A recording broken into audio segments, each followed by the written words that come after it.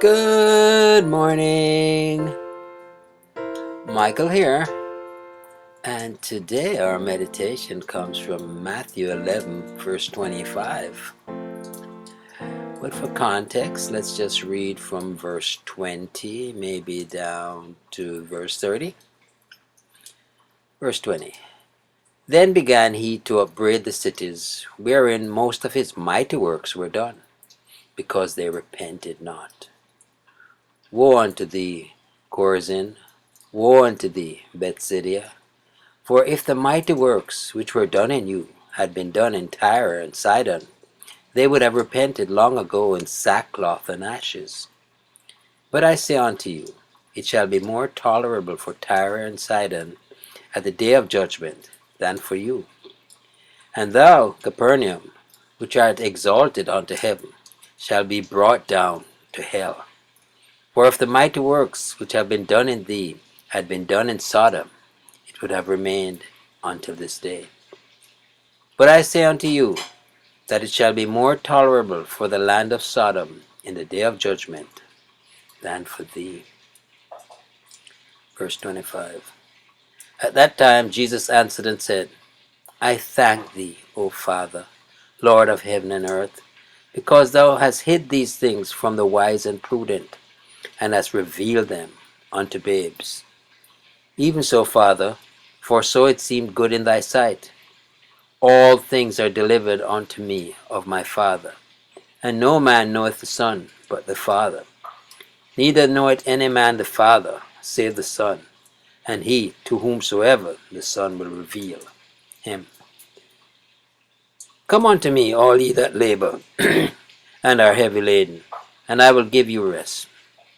Take my yoke upon you, and learn of me, for I am meek and lowly in heart, and ye shall find rest unto your souls. For my yoke is easy, and my burden is light.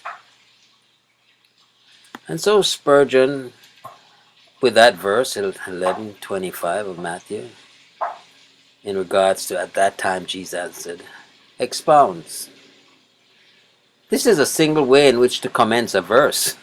At that time Jesus answered. If you will look at the context, you will not perceive that any person had asked him a question, or that he was in conversation with any human being. Yet it is written, Jesus answered and said, I thank thee, O Father. When a man answers, he answers a person who has been speaking to him. Who then had spoken to Christ? His Father.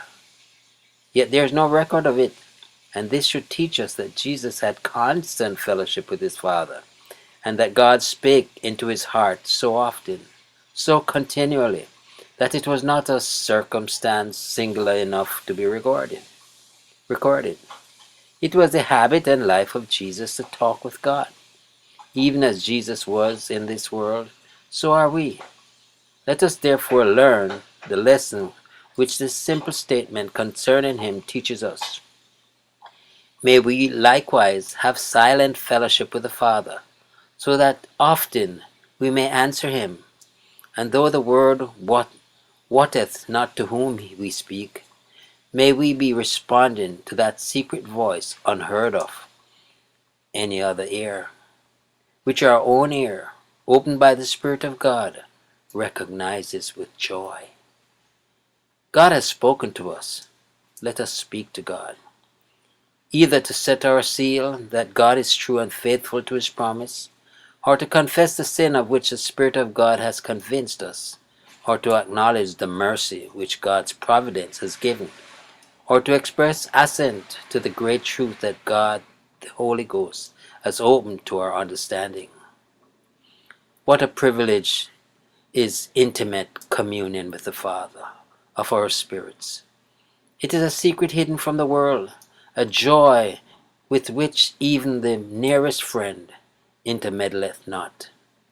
If we would hear the whispers of God's love, our ear must be purged and fitted to listen to his voice.